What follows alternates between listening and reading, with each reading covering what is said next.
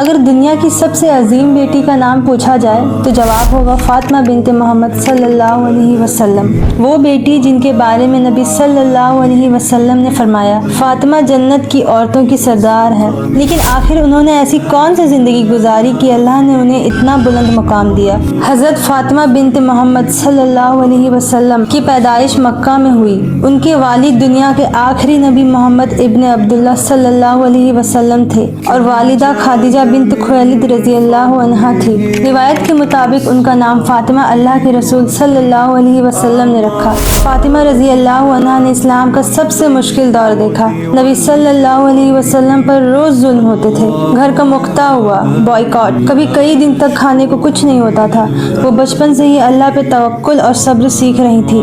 جب فاطمہ بنت محمد چھوٹی سی بچی تھی تب مکہ کے مشرک نبی صلی اللہ علیہ وسلم کو بہت تکلیف دیتے تھے۔ بچپن سے ہی انہوں نے اپنے والد کو دین کے لیے ظلم سہتے دیکھا۔ صحیح بخاری کی ایک حدیث ہے، ایک بار نبی صلی اللہ علیہ وسلم کعبہ کے پاس سجدے میں تھے، مشرکین نے اونٹ کی گندگی ان کی پیٹھ پر رکھ دی۔ جب چھوٹی فاطمہ رضی اللہ عنہا کو پتہ چلا تو وہ دوڑ کر آئی، آنسوؤں کے ساتھ نبی صلی اللہ علیہ وسلم کی پیٹھ صاف کی اور ان لوگوں کو برا بھلا کہا۔ اتنی چھوٹی سی عمر میں بھی ان کے دل میں اللہ اور رسول کی محبت سب سے اوپر تھی۔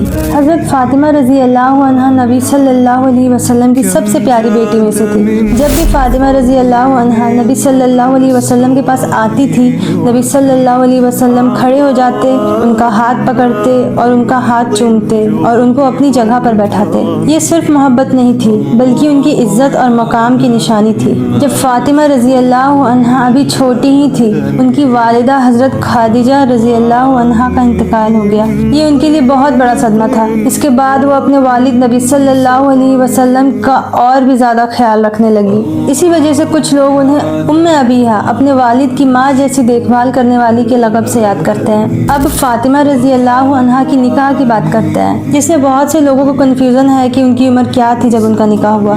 حضرت فاطمہ رضی اللہ عنہا کی نکاح کے وقت کی ایگزیکٹ عمر پر علماء اور تاریخی نگراہوں کے درمیان اختلاف ہے۔ کوئی ایک صحیح حدیث ایسی نہیں جو ان کی عمر کو واضح طور پر بتاتی ہو، اور بہت سی سیرہ اور تاریخ کے علماء کے نزدیک یہ قول زیادہ مشہور ہے کہ ان کی عمر 18 سال تھی۔ ان کا نکاح 2 ہجری میں علی ابن طالب رضی اللہ عنہ سے ہوا، غزوہ بدر کے بعد۔ روایت میں آتا ہے کہ نکاح سے پہلے حضرت ابو بکر رضی اللہ عنہ اور حضرت عمر نے بھی پیغام دیا تھا، لیکن نبی صلی اللہ علیہ وسلم نے فرمایا میں اللہ کے حکم کا انتظار کر رہا ہوں۔ بعد میں اللہ کے حکم سے حضرت علی رضی اللہ عنہ سے ان کا نکاح ہوا۔ نکاح کے بعد ان کا گھر بہت سادگی بھرا تھا، کبھی کبھی گھر میں کھانا بھی نہیں ہوتا تھا، لیکن نہ شکایت کرتی تھی اور نہ دنیا کی دولت کی تمنا۔ فاطمہ رضی اللہ عنہ کی زندگی بہت ہی سادگی والی تھی۔ خود چکی پیسنا، خود پانی بھرنا، خود گھر صاف کرنا، خود کھانا بنانا، غریبوں کی مدد کرنا، ہمیشہ اللہ کا ذکر کرنا، صبر اور شکر کرنا۔ وہ دنیا کی عیش و آرام سے زیادہ آخرت کی فکر کرتی تھی۔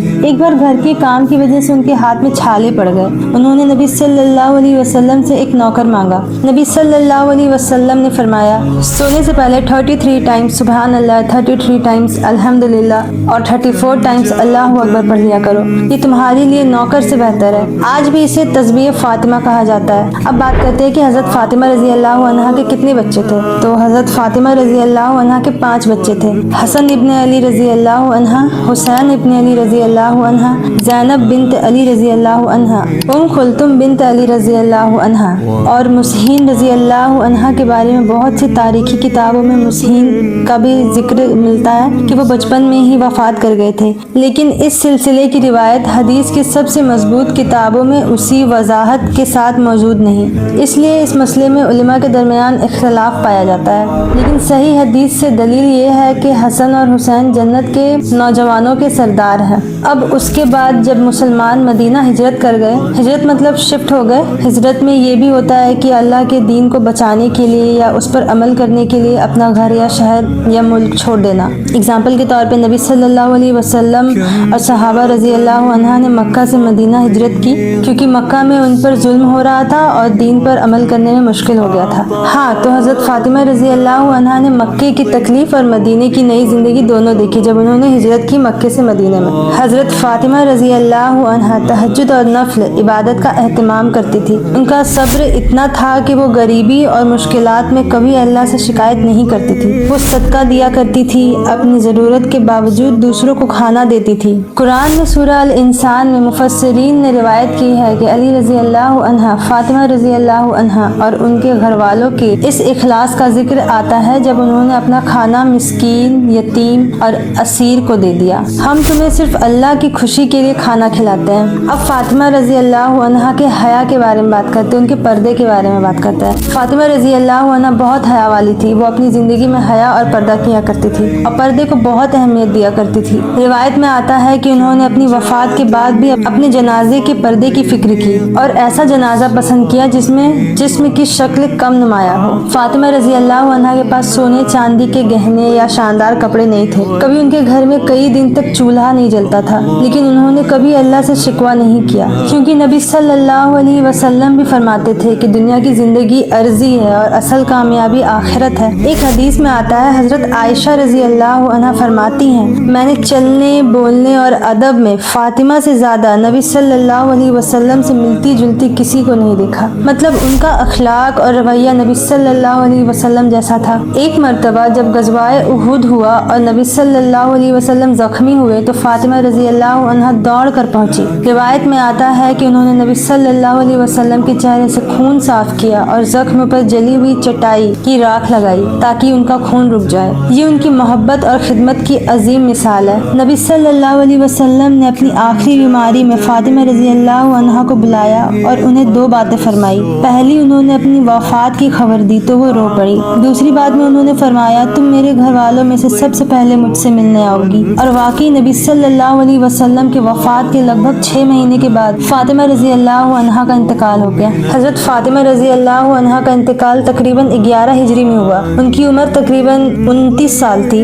29। तारीखी रिवायतों में से इस सिलसिले में इख्तलाफ मिलता है, मतलब 24 या 29 के बीच की उम्र में उनकी वफात हो गई। उनकी वसीयत के मुताबिक उन्हें रात में दफन किया गया। अब बात करते हैं कि हज़रत फातिमा रज़ी अल्लाह अन्हा खातूने जन्नत कैसे बनी। हाँ जी, तो हदीस में आता है, नबी सल्लल्लाहु अलैहि वसल्लम ने फरमाया, फातिमा जन्नत की औरतों की सरदार है। और एक हदीस में आता है, नबी सल्लल्लाहु अलैहि वसल्लम फरमाते हैं, फातिमा मेरे जिगर का टुकड़ा है, जिसने उसे तकलीफ दी उसने मुझे तकलीफ दी। ये मकाम उन्हें सिर्फ इसलिए नहीं मिला कि वो नबी सल्लल्लाहु अलैहि वसल्लम की बेटी थी, बल्कि इसलिए मिला क्योंकि उन्होंने अल्लाह की इताअत की, नबी सल्लल्लाहु अलैहि वसल्लम की सुन्नत पर अमल किया, सब्र की मिसाल बनी, दुनिया पर आखिरत को तरजीह दी, हया, इबादत और इखलास वाली जिंदगी गुजारी। इस कहानी को पढ़ने के बाद इसके बारे में रिसर्च करते लिटरली मेरे गूज़बम्स आ गए थे और अभी भी जब मैं ये कहानी बता रही हूँ तो मुझे गूज़बम्स आ रहे हैं। हज़रत फातिमा रज़ी अल्लाह अन्हा ने जैसी जिंदगी गुजारी हम चाह के भी नहीं गुजार सकते। उन्होंने अपनी जिंदगी में जितनी सैक्रिफाइसेस किए, सब्र किया है, उन सब का नतीजा है कि उनको ये मकाम मिला।